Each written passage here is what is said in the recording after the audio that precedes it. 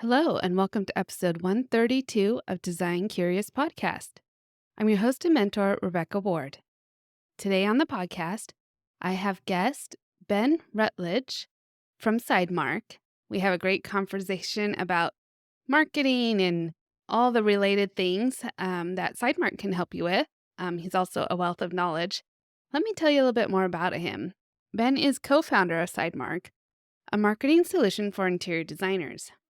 With 15 plus years in small business marketing, he now helps interior designers simplify and succeed in marketing. He enjoys demystifying the process, building strong brands, and driving growth. Ben lives in Colorado with his wife, Nicole, and loves getting outside every chance he gets. We have a great conversation I know you'll enjoy.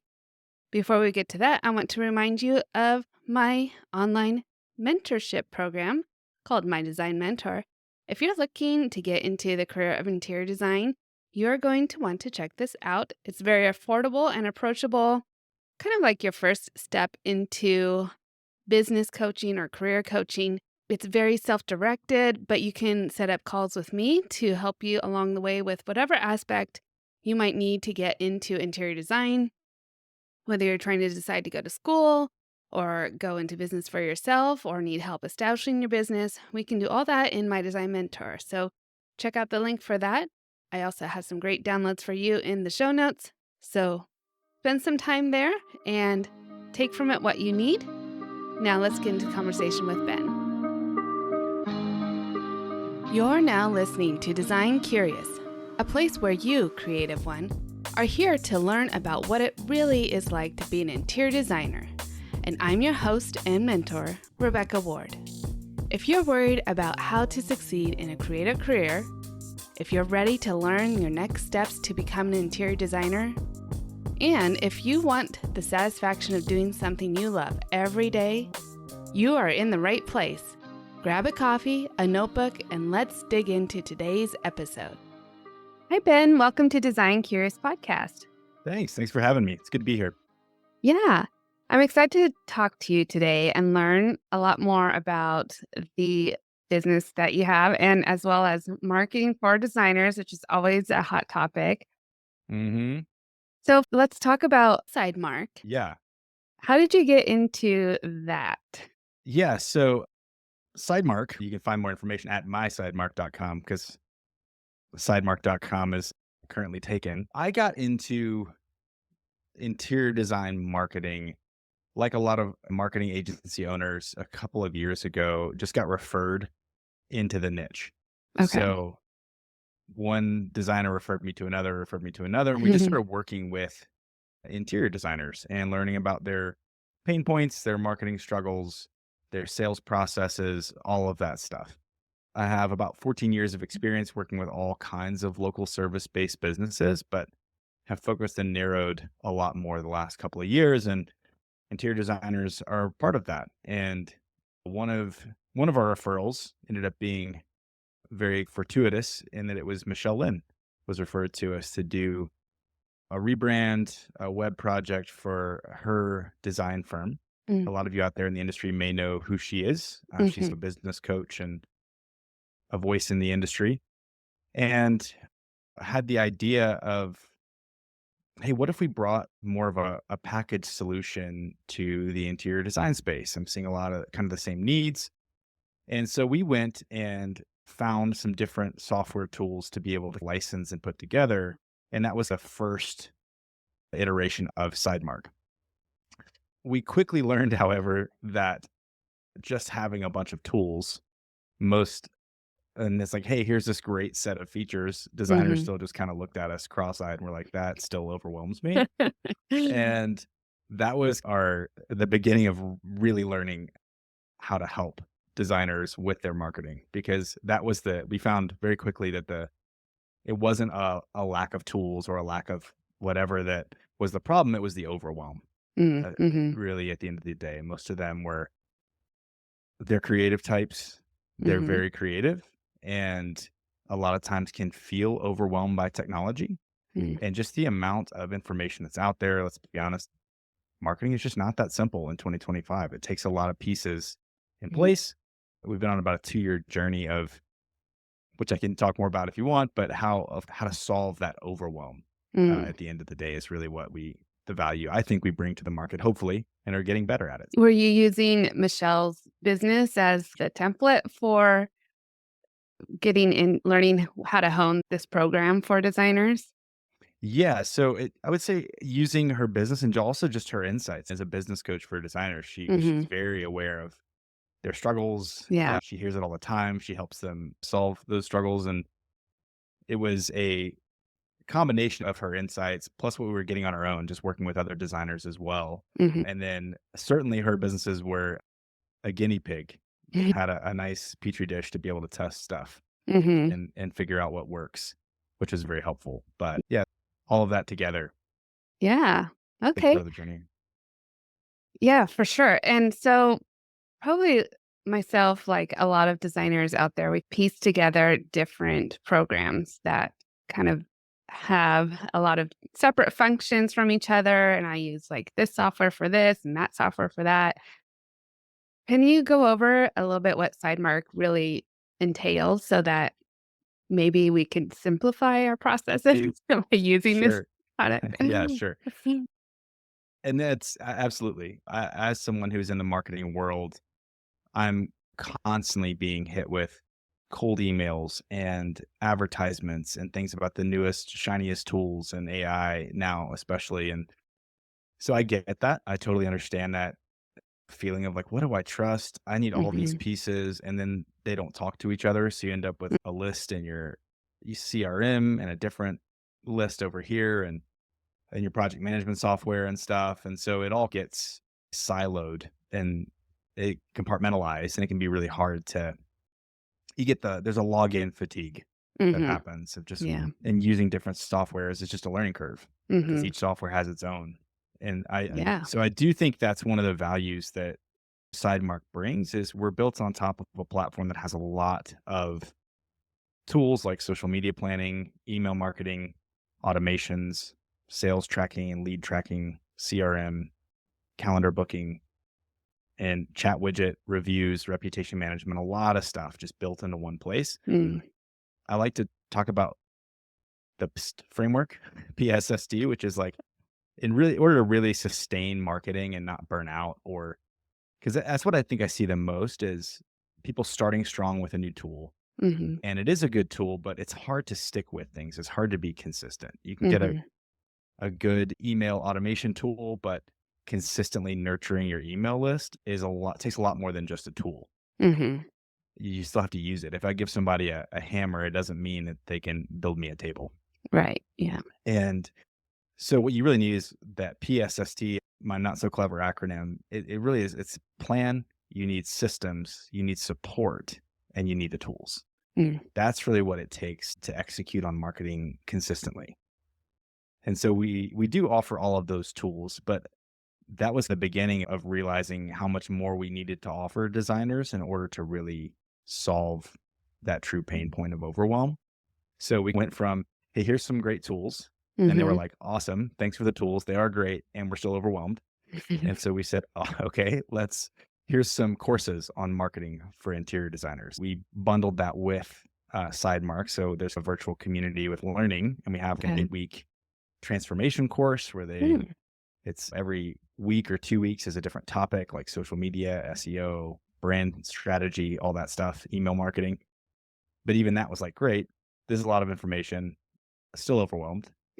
So we're like, okay, well, let's do weekly coaching calls. So every Sidemark subscriber gets access to, I do a weekly coaching call. We call it the Monday Marketing Meetup.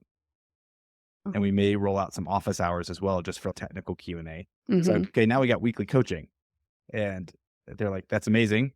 Still a little overwhelmed, many of them.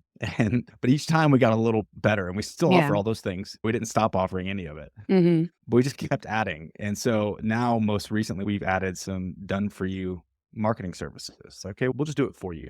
So Oh. now we have the done with you, where you Mhm. get the tools, you get access to the community, the courses, weekly coaching calls, and you can at me personally or whatever in the community. It's pretty easy to get a hold of us and ask any kind of question. There's no dumb questions. Hmm. We love helping and being available. But now we also have kind of the other path, which is the done for you. So done Okay. with you, done for you. because at this point we're very aware of kind of what interior designers need in Mhm. some service packages and bringing that together. If you don't want to think about your SEO, you don't want to think about your website, your email marketing, we can take a lot of that off your plate. Mhm. Yeah, So so you offer the whole package with like I know you do website and brand development. So how often are you working with people who are maybe starting out in their business or rather with designers who have been in business for a long time and have thrown up their hands?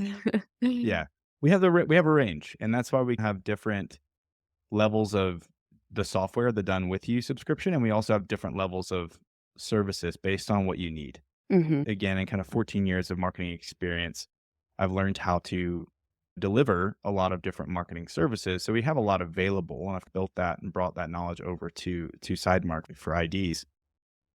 But yeah, we work with a lot of kind of solopreneurs. I Mhm. just started up. There was a wave of that after COVID. You saw a lot of people that were started dreaming their job. Either they weren't able to maintain it during Mhm. COVID, or they were stuck at home and they started remodeling their home and or their friends and families' homes, and they found this passion.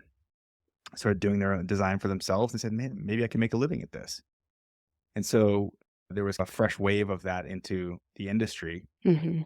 and we work with a lot of them as well, up to some really big multiple designers working under a principal owner, and even like home staging companies, Mm. some other educators and influencers. So it really can, if you're in the industry, we probably have a Mhm. solution for you.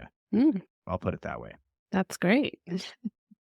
So let's talk a little more then about marketing for designers, especially in 2025. Yeah. What are the things that we need to know, basically? Well, the first thing I would say is you got to get really clear about who you are. I think the kind of what used to be the spray and pray approach, some people say just try to be something for everybody. Mhm. I like to use the analogy of like you're in a fog. Like marketing these days, there's so much out there, so many messages, so much Mhm. competition that it really is foggy and people don't know what to trust. And Mm. you got to be a laser pointer and not a flashlight when it Okay. comes to the fog. So get really clear on who your ideal client is and who you are, because it Mhm. all starts from that a brand that is genuine, that's not trying to be something you're not, but is something that's true to you. When you get that piece right, then you can start identifying, okay, I know who my ideal client is. Now, how do I get in front of them? How do I Mhm. start? And I know what their pain points are and how I solve them. So now I can start to craft intentional messaging that's going to cut through some of that fog. Because writing emails is great. Writing effective emails to the right kind of people is what's actually going to grow your business. So Mm. the first thing I think is clarity. Okay. Um, Yeah, it's a that's broad really good. question. What all do they need to Ye know? I can keep right. going on. Yeah, Uh, well, yeah, anything that you feel is pertinent because I know sure. over the last 5 years even, it's changed quite a bit on how we target our clients and where they're at and what's the most effective platform, and Hmm. so I'd love to get your insights on that. Yeah, I would. So one thing I would say is, in one sense, yes, that is true. Things have gotten more complicated. In another very real sense, marketing is still pretty simple. It's three things. It's what problem do you solve? Who do you solve it for? And how do you get in front of them? Right. Mhm, And I always tell people to start there. Sit down and see if you can answer those three questions. And that's going to give you the start of your marketing plan. Now, how you get in front of them is usually the struggle. That's what you're referring to. What channels? mhm. What this, right? Yeah, yeah. But I still think that's the third step. So you got to get really Okay. clear on what Yeah. problem you solve, who you solve it for, and then that's going to give you some next steps as to how to get in front of them. Mhm, I also tell people, and this is something I got from, I think it was Ryan Dice, who I think runs digitalmarketing.com, but it was a very simple idea. He used the analogy of a pie shop. And so you look at your own sales. How did your clients, what was that moment when they decided, okay, I'm going to go with you as my interior designer? mhm, Was it an on-site walkthrough? Was it when they saw your work? Was it a personal connection that you made with them? It's like a pie shop, right? If people decide to buy the pies, that moment where they switch in their own mind from being I'm just testing this out to I'm actually going to become a customer. If Mhm. that is the moment they taste your pie, then you need to figure out how to get more people to taste your pies. So if for you, if you, let's say you're an interior designer and it's when people meet you, hear your passion, and then maybe you need to be trying to find ways to get in front of more live audiences locally. Mm. Maybe that's Mhm. going to be good for you. Mhm. For some people, it may be they're maybe they have a gift in photography naturally and they just know how to stage a room and just get these beautiful photos. So maybe for them, they're thinking more of a digital strategy. Mm. So Mhm. it's not always a one size fits all. It really does depend on how you connect and how your sales happen, and you Mm. reverse engineer from Mhm. there. Now, that being said, there are some tactics and some things that tend to work well when it comes to a high ticket luxury service like interior design. It takes Mhm. usually a pretty long nurture process. Yeah. It takes a combination of some automation so that you're not dropping balls with following up with leads. I see that with a lot of designers where even just a couple of leads and they don't really know how to follow up well at the right Mhm. cadence because you need some automation to keep you on top of it, but not so much that it feels impersonal and there aren't personal touches to the Mhm. client, especially the average design fees are north of $5,000, usually more around 10 than when Mhm. a designer's actually established in their business. So that's a high ticket sell. That's a high ticket ask. And so there's a lot of trust required there. So being good at not just getting that initial lead, which is what most people think about, but actually nurturing to close and educating the client, building the trust and overcoming those hesitations. That's where I see more balls dropped than anywhere. Because if you're clear, let's say your website, your messaging, your branding is really clear as to who you target. So you Mhm. do a certain kind of maybe you have a bit of a look and an aesthetic, and you do residential and you do in this price point, this budget range, and that your typical client is married, has two upper, like older teenage kids. Like that's the level you get into, right? Like I know where they shop and their education level and income, average income range. Then it's just a matter of, okay, now how do I go to the traffic store with SEO, with local optimization, with ads and stuff like that Mhm. to get those eyeballs onto my page? But if you're not Mhm. clear and then you don't have the process to really nurture and close, you might be wasting some of that anyway. So Mhm. I don't know if that is that helpful? You you can let me know. Yeah, no, I think it is. It's good to understand that not everyone needs to do the same approach, the same method. So I like how you're saying that some people, if it's meeting you in person and that's when the client is like, I really like that designer, I want to go with her. That does make sense to like try and get in front of more people, maybe in person networking and things like that, as opposed to the digital format. And then it made me think that some of these areas that probably you see the ball getting dropped with designers are those areas that can be automated with Sidemark.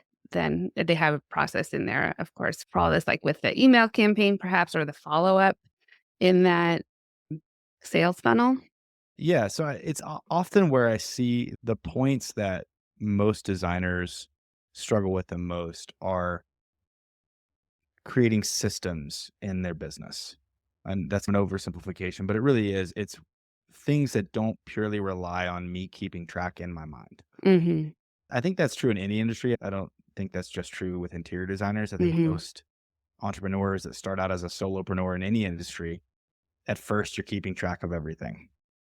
And you start to hit a point where either that just doesn't send as professional of a message, an impression to your clients, or you just start dropping balls and forgetting things, right? One of Mhm. those two things usually starts to happen. The Yeah. professionalism slips or it just slips entirely. Yeah.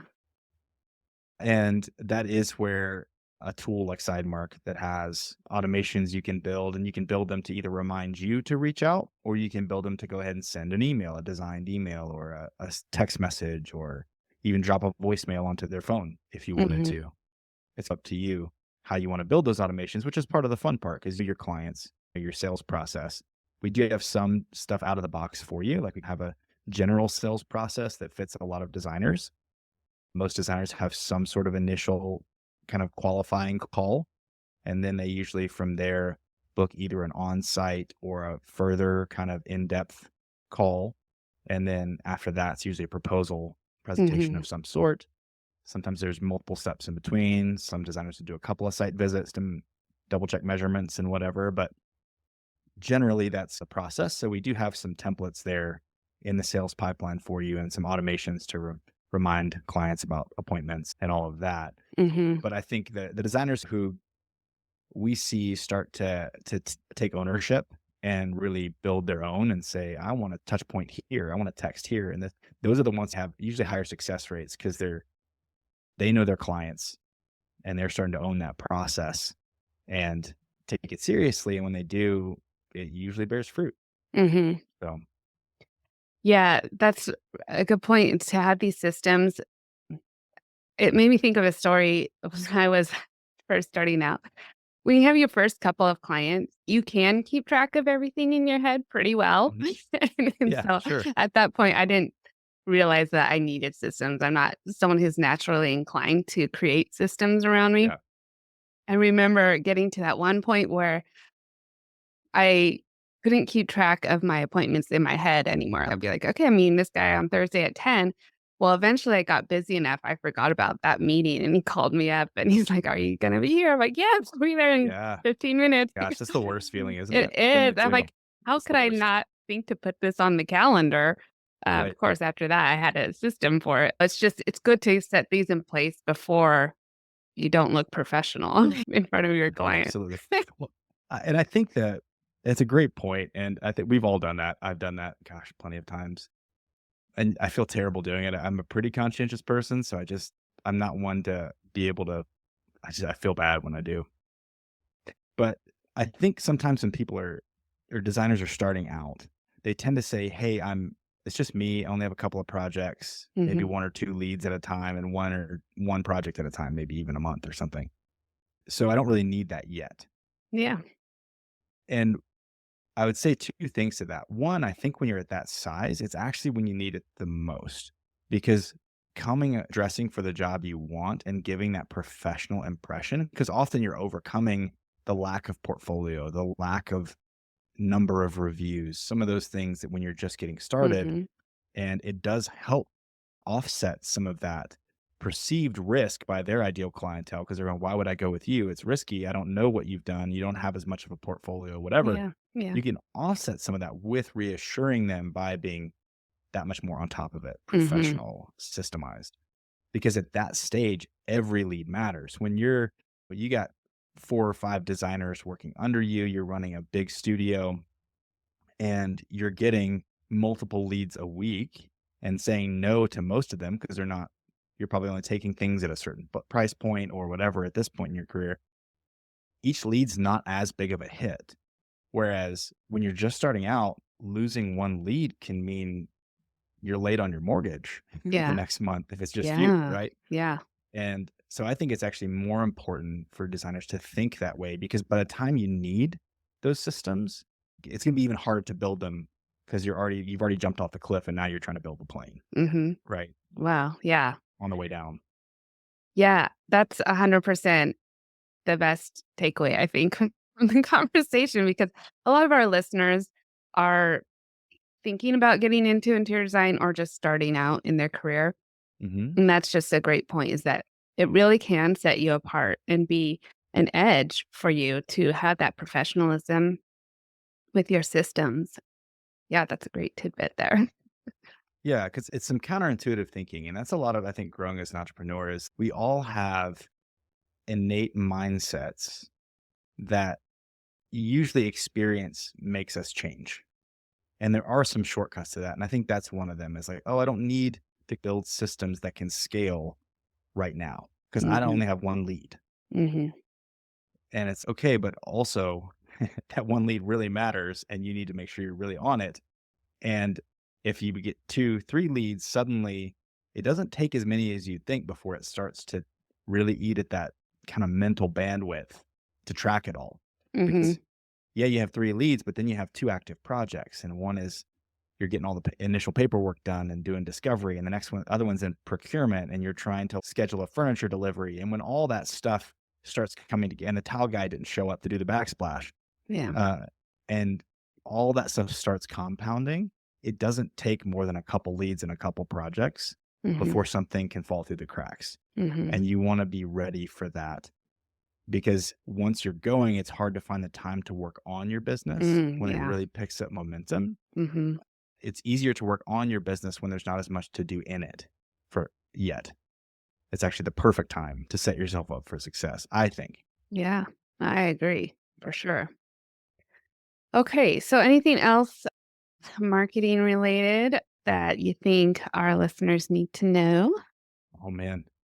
I'm sure there's a million things. Yeah, pick a category. Let's Yeah. maybe go by like a market, like a category of marketing, because I can talk about interior design marketing all day. Oh, yeah. We'll pick one, your favorite.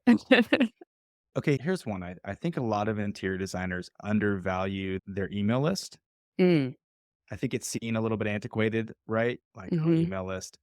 And so I'll see a lot of, hey, just sign up for our quote unquote newsletter. mhm. One, I don't know what I'm going to get when I sign up for that. And most of the time I signed up for plenty, and 2 months later, I'm still waiting for the first newsletter, right? Yeah. So what I would recommend, a good place to start, because it helps with that education and nurturing process we talked about, is sitting down and thinking through some intentional email sequences, and then create something of value at the top end. I was on your website earlier, just getting like, who's Rebecca? More about you. And you have a design quiz, Mhm, right? That's a perfect freemium, some people call them, kind of top of funnel giveaway. It's something that's actually worth an email address. mhm, And you're telling them what you're going to get when you sign up. So thinking of something like that, whether it's a quiz or a lookbook, a guide. I'm talking to designers here. You guys are creative, like something creative and useful mhm, at the top of the funnel, and then hit them with kind of an automated nurture sequence instead of just putting them into a generic newsletter. mhm, And a formula I love to use for that. So this is for all you out there, grab pen and paper, is this. The first email is the whatever they signed up for, right? It's the value, the give, mhm. the asset. Yeah. You give them the quiz, the guide. The next one is a very clear problem solution. So you give them, hey, here's the problem we solve for our clientele. Here's how they feel about that problem. Here's our solution, and here's how they feel about our solution. So make sure you have some kind of emotional language in there, right? Mm, mhm, But it's a simple problem solution, what you do, because the human mind, we are being bombarded, like I talked about earlier, that fog. We're being bombarded with these marketing messages. And mhm, our brain is constantly weeding out what will help us survive, thrive, and then avoid pain and failure. mm, And we're doing it multiple times a second sometimes, mm, especially if you're on social media and you're scrolling. For something to grab that attention, it has to be relevant. It's going to mhm. help me avoid pain, achieve success, thrive, survive somehow. Yeah. And so you want to be really clear about that pain point and the problem you solve, even right in the headline and subject line of that email. Mm, mhm, The third email, hit them with a testimonial, some social proof. And don't just put a quote, tell a story, how you made your client feel and how, right? And mhm, then, as many as you need, drop in a couple of emails addressing specific hesitations they might have. Maybe you are your ideal clientele have a lot of price hesitations. mm, Maybe their hesitation is disruption to their life. Maybe that's what you hear the pushback the most. Am I going to be out of mhm, my home? Am I not going to be able to use my kitchen for 2 months? So, however you reframe and deal with those hesitations, do that. And then finally, hit them with more of a longer sales letter. Hey, here's why I think we should work together, why we would be a good fit. If this is you, reach out to us today, book a call. That's a really good formula to start to mhm, nurture. So if I was to tell most designers, because even if you build an audience on social or some other things, you mhm. still need to be able to direct them to something you own with the Yeah. email list, because Mhm, those audiences are rented. mhm. I know people who were freaking out because they have millions of followers on TikTok, and they weren't sure what was going to happen. Even just this, at the time of Yeah, recording this, there's yeah. all this talk of the TikTok bans and things that people are freaking out. And so you never really own those audiences. So moving your Mhm, audience somewhere you own, and that's a great way to do it with a freemium and that sequence I just mentioned. The other thing I like to give away or tell designers, because I see this all the time, is that hesitancy to self-promote. What I would say, and this is, I'll give Donald Miller full credit for this, the guy who Mhm. wrote Building a Story Brand. I was a story brand certified guide for a while. Love Oh, Donald yeah. Miller's work. Yeah. So it's very much my background. But what that idea that you're not the hero of the story, that your ideal client is the hero of the story. Pick up a Mhm. copy of Building a Story Brand if you haven't. Mhm. And you're the wise guy, right? So they're Skywalker, you're Yoda, they're Harry Potter, you're Dumbledore, right? You're the Mhm. wise guy that's going to help them achieve what they want. When you reframe it, suddenly you're not promoting yourself. You're actually promoting them. You're championing your ideal client as the hero because you can help them achieve their dream home, that feeling they want to feel when they open their front door, right? Those things that as interior designers, you're living and working for to give clients those experiences and spaces and moments. Mhm. When you really believe that and internalize that, suddenly you're not promoting yourself. You're championing your ideal clients, and Mhm. it's going to resonate with them. Because what I think most, and this is all of us, right? We all have a level of self-consciousness and imposter syndrome, especially if you're just starting out. Yeah. And I think that the first step is just being okay with accepting that, because that's just a human experience, I think. And good on you for taking the risk of being an entrepreneur and starting the adventure. Mhm. So give yourself some credit there. And then secondly, when it's not, you're not that hero of the story, it's not you that you're promoting, like I said. And I think what that does is it frees a lot of people from those kind of barriers to what feels like self promotion, because you need Mhm. that emotional distance from your business, which working on your business and creating systems helps it feel like a separate thing a little bit. And it's Yeah. not just you in your head with and a bunch of Right. post-it notes on your dashboard, like trying to Mhm. remember things. Because what you think is being pushy or salesy for most, especially like more creative, more right brain dominant types, Mhm. because you're so don't want to be the salesperson. Most of us, right? I'm a marketing guy. I'd rather be behind the screen than like actually selling. Yeah. But what I realized is what I thought was being like a listening or not pushy actually came across as I didn't believe in my product. Mm. So for the person who's actually pushy is not probably self-aware enough to ask themselves if they're being pushy. The Yeah. fact that you're worried about that means you're probably not in danger, Yeah. and you probably need to be a little more assertive and guiding if you believe in your service, if you believe in the value you provide, which I hope you do. That'll just increase as you get some wins, get some good portfolio pieces. Just keep going, you'll get there. Mhm. And that allows you to, when you think you're at a, I don't know, a scale of 1 to 10, if 10 is like the awful, pushy salesman that nobody wants to even be friends with because all of his friends are suddenly prospects, then you probably feel like you're at like an 8 when you're actually at a 4 Mhm. because of just your own perception there. Yeah.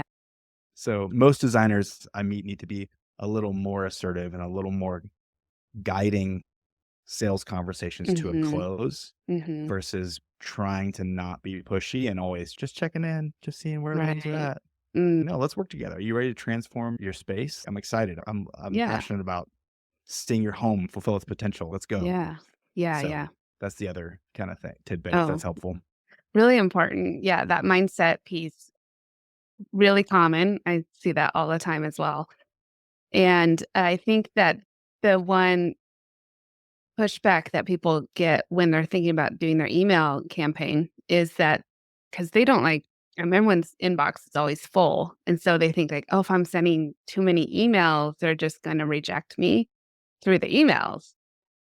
But you're definitely promoting it as like a way to nurture a relationship. How often, though, would you say these emails should be going out? Is it every day or once a week or? I wouldn't say every day. That's rarely. With that intentional sequence I mentioned earlier, Mhm. I usually have it a little more compacted at the start, and then it starts to space out a little more as it goes. And then usually put them in some kind of evergreen sequence or more of a what most people call a quote unquote newsletter, Yeah. where you're actually just giving kind of design tips or value. So I would say up first, I do usually do the problem solution and the asset delivery same day and not that far apart. Okay. Here's what you Mhm. asked for. Boom. Here's what we do. It's Okay. almost like you're giving somebody your business card. Yeah. Here's the thing. Here's what we do. Then the next day, or wait one more day and hit them with the kind of testimonial. Mm-hmm. Then maybe wait a couple of business days. I usually don't email on weekends. You're less likely to get checked. Now, it's different for social, but for emails. Mm-hmm. And then usually a couple business days in between each. That sequence usually spans over about 2.5 weeks, Mm-hmm. depending on how many hesitations you want to address. Mm-hmm. And then the general nurture sequence, I think weekly, bi-weekly is fine once they go into that, because that is really an excuse to stay top of mind. They've given you permission to be in their inbox. You're showing up, and it's not even, they may or may not open those kind of general emails, Mm-hmm. but you're there. And when they needed a designer, or their friend goes, do you know a designer? Guess whose brand is going to be the top of their what's called consideration set in marketing, is because you've had the most brand impressions. They keep seeing you in their inbox, and they associate you with, even if they didn't take advantage of the value, that you were adding value to them by trying to give them something and show up with good information, entertaining information, something. Yeah. That's a really good point. Great. Okay. Well, where can people go to get some more information about Sidemark and working with you on this? Yeah, you can book a call with us at mysidemark.com. We also have, for all the listeners of this podcast, if you go to mysidemark.com/designcurious, you can download a free copy of our 2025 Interior Designers Marketing Checklist. And we'll also send you with that a discount code if you decide to sign up for a free trial for 10% off of Sidemark. And you can jump on a software demo with myself or someone on our team. And if you're interested in some of our marketing services, you can also book a services strategy call right there on mysidemark.com as well. Excellent. Well, thank you, Ben. Thanks for coming on today and Thanks for having me, sharing. Rebecca. It was great. I know you have so much Anytime. insight, so maybe we'll have you back again and talk more about marketing. That'd be Happy great. to. All right. Well, Yeah. thank you. We'll talk soon. Thanks.